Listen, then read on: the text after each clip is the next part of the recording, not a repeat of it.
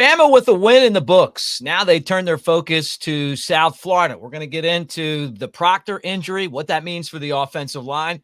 How explosive is this Alabama offense, and how much can we read into it after the way that things went on Saturday? I mean, really, can you get any gauge from Western Kentucky, the Hilltoppers? We'll find out quick. All that and more right here on the Bama Tailgate YouTube channel. Like and subscribe. Give us a thumbs up. Thanks for hanging with us. Brought to you by Pearl River Resort. Now let's get this party started. Roll Tide.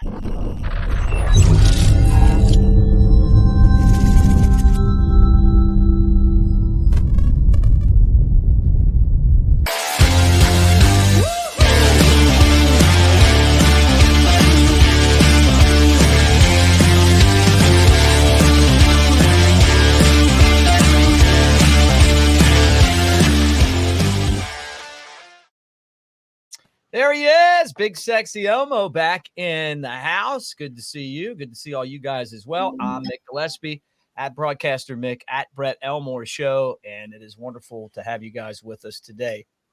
Caden Proctor injured his shoulder before the game on Saturday. Elijah Pritchett jumped right in there and took care of business. He had played some left tackle.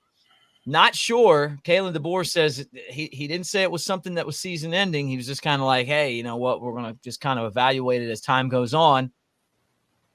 Do you think that this injury is going to be a big one for Alabama if Caden Proctor isn't available here for a while? You know, it's hard to say no, but we've talked about it during the offseason. The coaches did a really good job of interchanging players at different positions. We do have some depth there.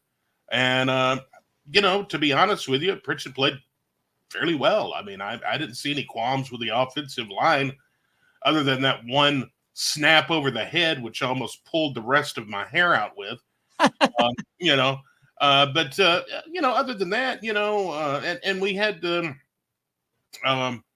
know, we did have some guys that played differently. You know, the center had to come out and someone else had to come in and take his spot for a couple of plays. But, you know, I hate to say this isn't going to be something that you know, is going to be detrimental because this guy has a lot of experience. He brought, you know, a lot of experience, that offensive line. I just hope that he's able to come back and play because he has my kind of luck. Who gets injured, and I've said this, you know, over the weekend, who gets injured during warm-ups of the opening game when you've made it the entire frickin' summer and fall camp? I mean, that's my kind of luck. Mm-hmm. You injure your shoulder during warm-ups? I know. God, man, that's terrible. The good thing is, though, is that when you talk about this matchup and you look at this offensive line, these guys have been fighting it out. Yeah. There's been depth at this position. We knew that this was going to be a strength for Alabama, and certainly it proved that to be one just because, you know, you don't have Caden Proctor, but you got experience there. It's not like you're just throwing some freshmen into that spot. So as tough as that is, I don't think that it's the worst thing that could happen. And then you got a couple of games where you don't necessarily have to have your best player at that spot to win. I mean, you can have somebody that's good there, and that's the situation. And, you know, I didn't even mention Brailsford's snap on the postgame show on Cover Crimson because I just thought it happens, man. You know, everything else was really smooth. Thought that was a good one. I mean, he wasn't chasing a bunch of snaps one time, you know. But after last year, it was like 25 bad snaps with the guy last year, McLaughlin. Yeah, I know. And yeah, we got to South Florida this week, and then got to go to Wisconsin. But I tell you, Mick, Wisconsin, they struggled terribly on Friday night against Western Michigan. I mean, that game was close throughout. The Wisconsin pulled away at the end, but only won by 2 touchdowns, 28-14. You know, so I don't know. They got South Dakota this week, I think, but one game at a time. We got USF, the Bulls, who had they played well Saturday, 48-3. a winner in their opener. Yeah, yeah. Against Bethune-Cookman, but still. Well, yeah, but you can't look into too much of that stuff. No, you can't. Because, here's the issue. You can't look into that too much because at the end of the day, when they play Alabama, they're not going to be messing around, and they're going It's to. their Super Bowl. It's their Super Bowl, and it's at home. It's going to be a really tough game, for Alabama. So they got one more week to get ready for that environment in Madison. Should be an electric place to go play. And I can't wait to see how that turns out. It's going to be a lot of fun when we get there. Next week, this time, going to be a lot of hype because you're talking about a helmet game. You're talking about going to Camp Randall on the road. I wish I could go to it. I can't go. I can't do it this time. I'm thinking maybe Oklahoma, though. I'm thinking about going to Oklahoma this year. Ryan Anderson was saying that he might go. And I thought, you know what? We were talking about going. And I was like, you know what? That might be a good time to go check it out. And the new Toby Keith song that they're playing in tribute to him going into the fourth quarter, I'd like to be there for that. I love Toby Keith, so that'd be cool to check out. So we're not too worried about the offensive line. We've talked about Ryan Williams on Sunday Rollback. We talked about the running backs a lot. If you guys didn't check out Sunday Rollback, make sure and go watch it. I mean, it's still relevant. Basically a recap of our thoughts on the game Sunday. I'm excited about this Alabama team. I mean, I love some of the stuff that Coach DeBoer is doing. You mentioned it the other day where they had the little girl dealing with a health issue and she got to run the touchdown in and all the players celebrated with her. I like the captaincies. I think that it's okay to mix things up. I know we're all about tradition at Alabama, and he's not changing the uniforms where, we're not wearing like black unis or anything, but just recognizing the guys that are the captains, I don't have a problem with that. Getting the players to realize that there's a lot more to football than just football, that they're having an impact on the community. And then, and I love that. And I love the fact that he's got walk-ons as players of the week for scout team and stuff like that. I think that's good. And I like the tone that he's taken. I don't think that I think you can do the job without screaming and talking down to the media, even if you don't mean it. Like, hey, we're just doing our job. Yeah, it's a different tone there in Tuscaloosa, and it's all fine as long as you're winning 63-0. But yesterday, the SEC office did release their weekly players of the week. The SEC players of the week. And you were talking about Ryan Williams. He was the co-freshman of the week, getting the start at wide receiver. As a freshman, led all Alabama wideouts with 139 yards and 2 scores on only 2 catches. And he found the end zone from, 84 and 55 yards out while accumulating 78 yards after the catch. That's impressive. Oh, yeah. And how about our boy, the defensive player of the week, Keon Saab? Somebody I mentioned the other night got to start at safety, made an immediate impact. I think he changed the tone of the game in the opening half, especially the opening quarter. Finished with 2 total tackles and a pair of interceptions, and accumulated 87 return yards on his pair of picks. And,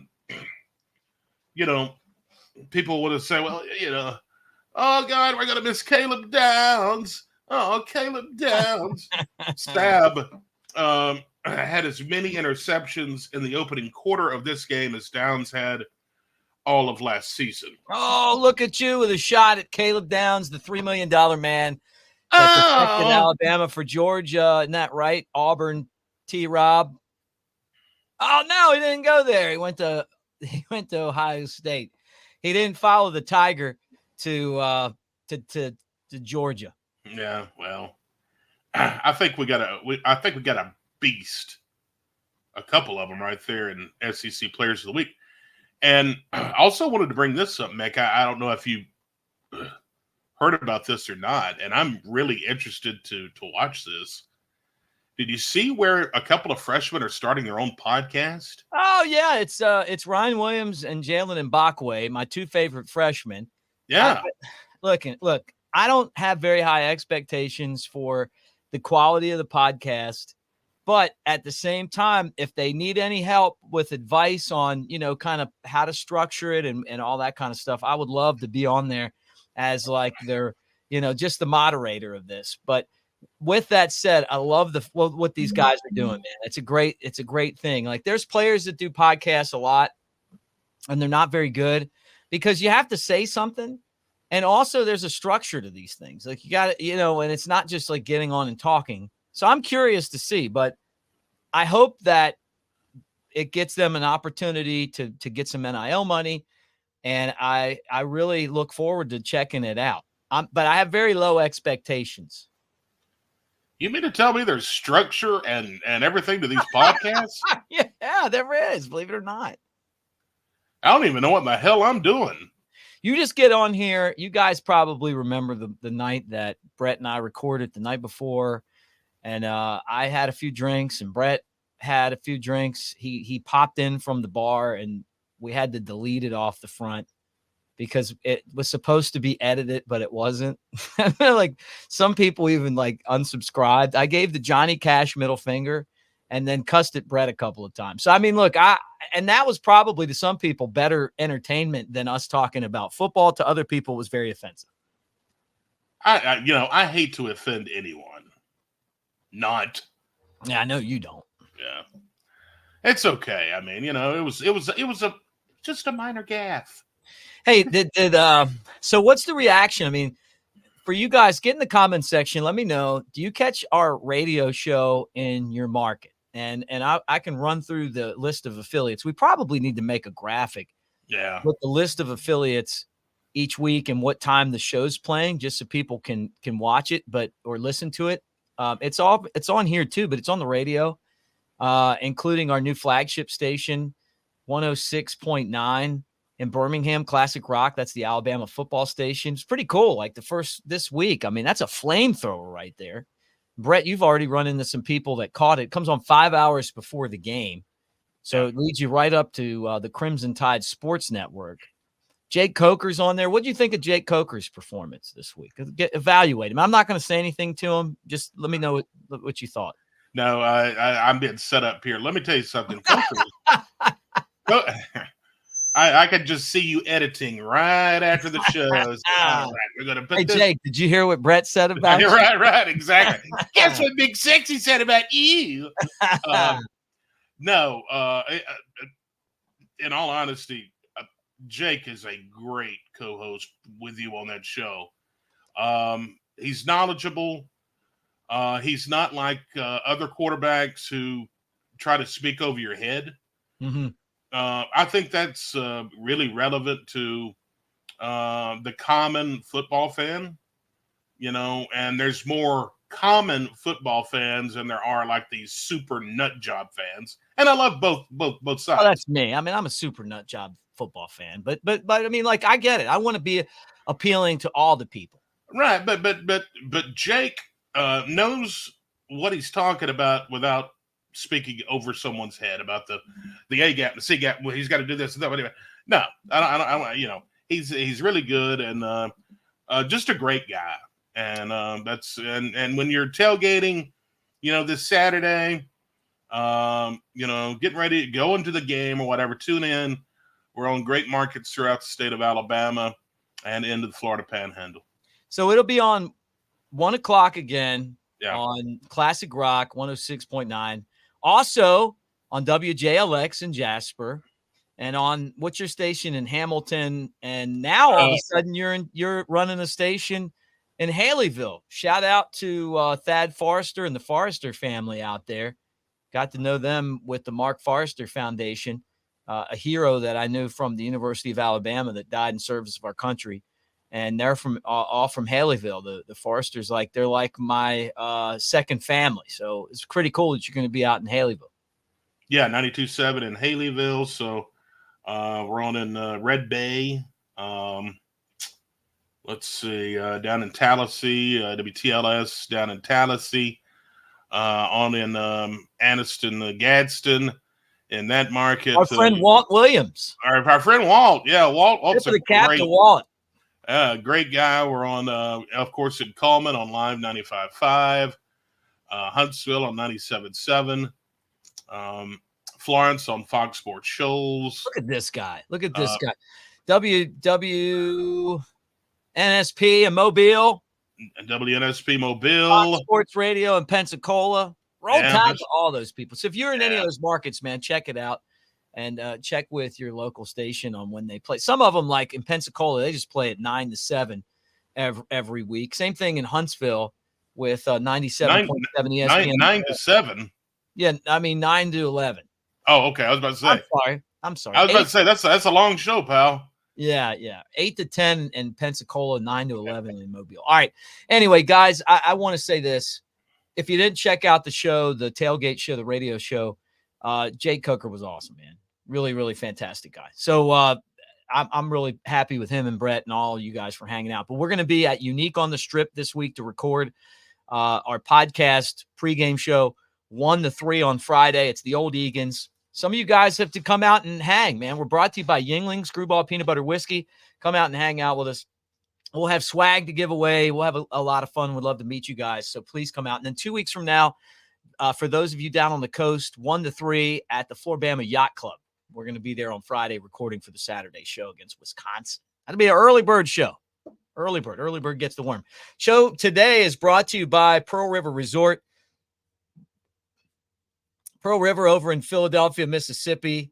Golden Moon Casino is the place where they have the Timeout Sports Lounge and Sportsbook. Hey, if you go over there and put $50 down on the Sportsbook, you can play Dancing Rabbit, the golf course, the Augusta that you can play for $40. You got table games. Give me 50 on Bama. 50 on Bama. Table games and slots. And also Scotty McCrary and Gary Allen are both coming. We're celebrating 30 years of Pearl River. And I'm telling you right now, these guys, title sponsor of the channel and the show, great people. We appreciate it. We couldn't be here, do this without them. They're pretty much fronting the bill for all of this. And then finally, New Life Art.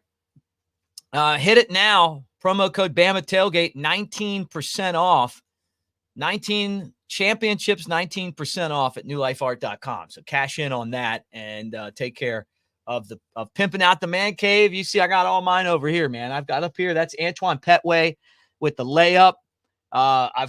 This is Eddie Lacy running over the Notre Dame Fighting Irish. This is the game where LSU thought they had the team of the century, but they didn't pass the 50-yard line. All of that at newlifeart.com. All right, when we come back, we bring Brett Elmore back. Big Sexy Elmo. He takes over the show.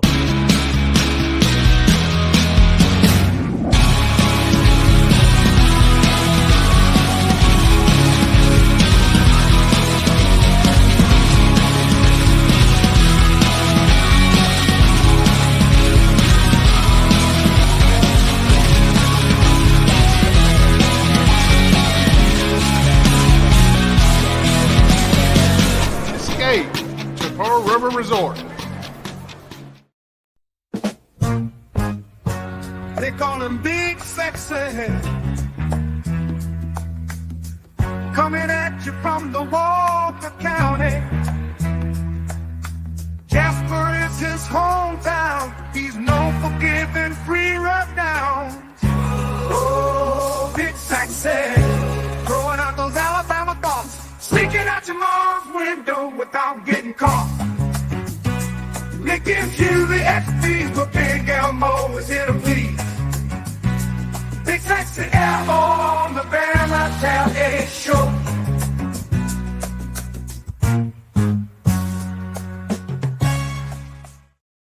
All right, there he is. Big Sexy Elmo's here to please, and he's going to tell you what's going on today. Brett Elmore from WJLX in Jasper. He's the most popular guy on the Bama Tailgate channel. Not at all. I have some bad news, Mick. What's that? And I hate to break it to you during the show, but I got a text message. The West Jasper 7 now wants royalties off that song. Well, look, I mean, it's become very popular. I mean, you walked into the Pie Factory in downtown Jasper and people sing this to you now, this is probably becoming slowly their number one hit. And of course, they're going to want to be compensated. I mean, think about this. When Rush Limbaugh had his show, he had that song, and it became like people forgot that it was really a song. It just sounded like his intro. These guys wrote this song. They wrote it about you, but they didn't know that it was going to become such a major hit.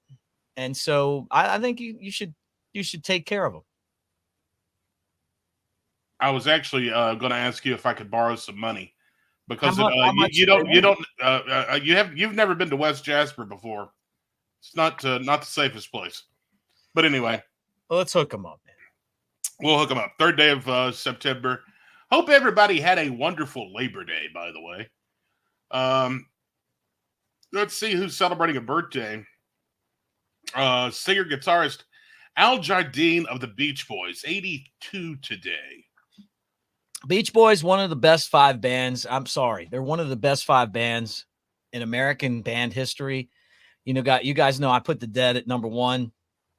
Leonard Skinner probably at number 2, even with the plane wreck and a shortened career. But I think that the Beach Boys could be 3rd. I know people like the Eagles a lot. I've never been a big Eagles guy. They have so many great songs. I'm a beach guy. Love the beach vibe. I mean, we're going to be at the Bama Yacht Club down on the beach for the show in 2 weeks. So I'm all about some Beach Boys, man. Just cool vibe music, and there's so many hit songs. Yeah, they had a great career. Steve Sharipa of The Sopranos is 67 today, and I was trying to remember who what he played in The Sopranos because I you've watched The Sopranos, I know. I love it. Yeah, I love The Sopranos. Yeah. He was Bobby in The Sopranos. Okay, yeah, I was looking it up. Yeah, Bobby, yeah, great character. Big Sopranos guy. I used to watch it when it came out. I wasn't on at the beginning, but late, in the last few seasons, they would come out on Sunday night. We would cook Italian and watch the new episode. Yeah. The last episode was one of the greatest last episodes of any show's history, right? Right. The opposite of Game of Thrones.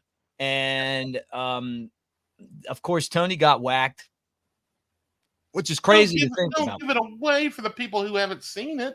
Well, it's the thing about it is we don't really know. But I asked my Italian friend, Wayne Randazzo, voice of the Anaheim Angels now, and a big Sopranos guy. I say, hey, Wayne, what happened? And he was like, of course he got whacked. So it's that. But then they brought back that Journey song, Don't Stop Believing. Yeah. We don't really know. No, we don't really know. Now they have like another spinoff of that. Yeah. Prequel, and his son's playing him, which is pretty cool. Yeah, it's gonna be cool. And Charlie Sheen, 59 today. I love Charlie Sheen, man. I know, yeah. Love him, man.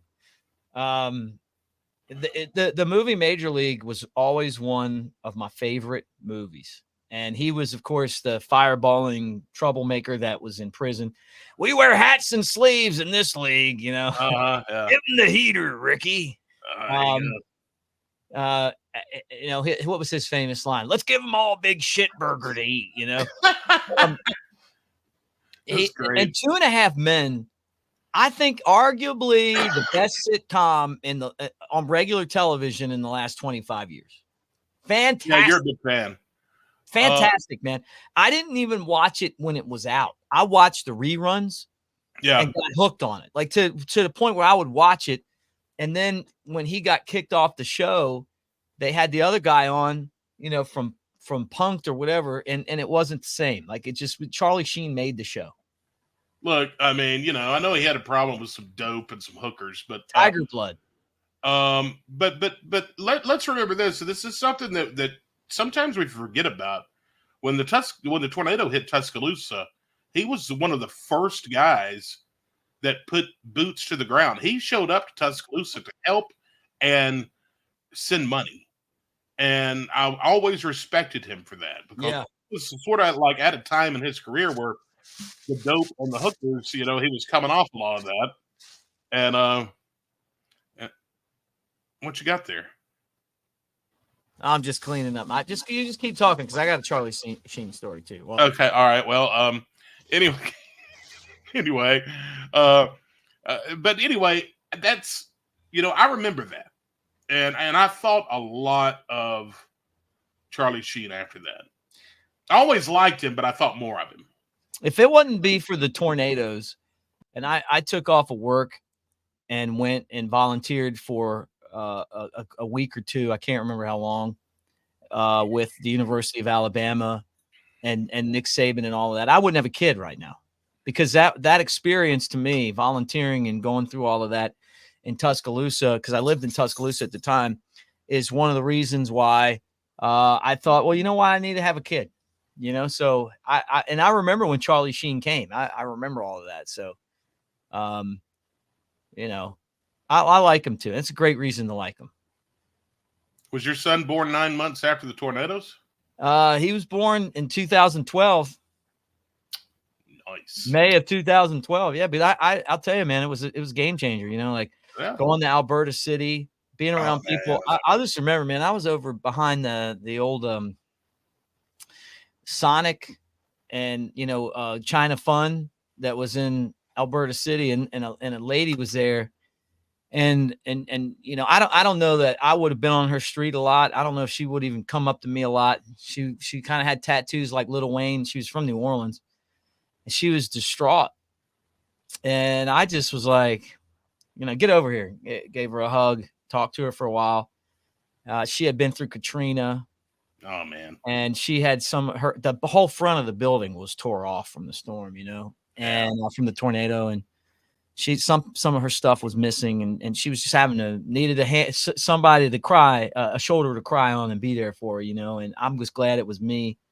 I just remember that moment where it was like, you know what, that's what America's all about. When going gets tough, man, you just pick up your neighbor, and it was just one of those moments. I'll just never forget. It was a lot of those.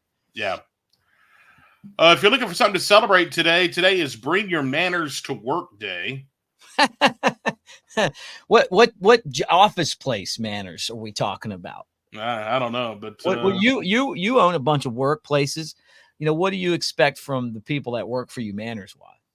Manners wise, like what does Terrell have to do to piss you off? You're his boss. I don't know. I'm an easygoing guy. I mean, but the manners. Just to make sure the fridge is stocked with all of my favorite beverages. Make sure there's a snack basket on my desk every morning. None of this is true.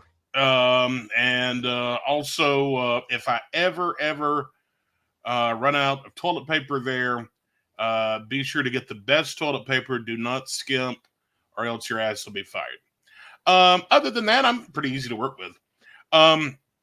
Today is National Lazy Moms Day. Is that? I mean, why don't we come up with our own? We need to. Yeah, why don't we come up with our own day? I mean, this is when you really have crossed the line. Did you see the video where they were in Boca Raton and the girl comes up there with the old man and she's like, I want to have National Sugar Daddies Day. And she gives all the reasons why sugar daddies are important. And she's like this guy that's he's got to be 80. And she looks like she's had some work done. Oh, I'm sure she's probably in her 40s, but yeah, attractive. Yeah, I can deal with it. This day in history, Attorney General Robert F. Kennedy resigned from his post back in 1964. Sad day in football history. 1970, Vince Lombardi passed away at the age of 57. Wow, man. People didn't live that long back then, Yeah. He looked like I thought he was in his 80s when he was coaching. I mean, to think that the guy was 7, I mean, that's a rough life right there, Surprising to me. He's the Super Bowl trophy's named after him. Yeah. And wow, 57? That's 57. Shocking. I figured you were going to tell me 87. No, that's sort of like Bear Bryant, man. I thought he was older than dirt. And then I realized he was like, 60-something years old. And I was like, Jesus. Yeah, That's what 60s whiskey to and mid 35. yeah, that's what whiskey and like unfiltered cigarettes will do to you. Ike Turner released from prison after 14 months for cocaine conviction back in 1991. Yeah, man. And Ike Turner and Tina Turner, it's never. I'll tell you, man. Hitting women, not a good. Not Great musician, one of the best husband and wife singing duos ever. But man, to be known for that, golly, boy, that is. Yeah, he's still remembered for it, and Tina's gone and he's gone, but you can't not think of that. And he was a really good musician. And finally, I can't believe it, 1995, this day, eBay is founded. Really? 1995. Did not know it's been around that long. Wow, that's crazy. eBay, I like eBay, but they started to make it to where when it first started, it was great. And then all of a sudden you'd sell stuff and people would like act like they didn't get it or it was damaged. Yeah. And want you to send more of it. Like it became BS. Yeah, it's like I get my package in, there'd be like 2 bricks in there, and I'm like, I didn't order 2 bricks. Man, I ordered this thing right here. I don't know if you can see that beer. These guys right here. Yeah. They came broken. And it was because the mail people must have punted it or something, Yeah. I was like, man, you can't even get the mail to deliver this stuff. Yeah. I like those guys. I had to glue them back together. That's bad. But anyway, let's look at this day in history. Hey, roll tide to you guys. Again, check out the hats, $25. We got black front and we got gray front. $25. What a 25. deal. I know. You wanted me to charge 30, but I'm going 25. We got a handful of them. This is the first batch of these hats. They look good. Gonna have to get a new maker, but for those of you that are OGs to the Bama Tailgate show, I gave Coker his today. I gave him the black and the gray, and he was really fired up. He got his own polo and some stickers. How about that? I got the polo. I didn't get no stickers. I got some for you though, and I got stickers for you guys too. A couple bucks. All right. Hey, seriously, come see us Friday at Unique on the Strip when we record the show to be Coker and me. Big Sexy Elmo will be on the vid, and we're going to have a lot of fun. We want to see some of you guys. Come out and hang. Roll Tide, everybody, and have a fantastic day as we get ready for South Florida Part 2.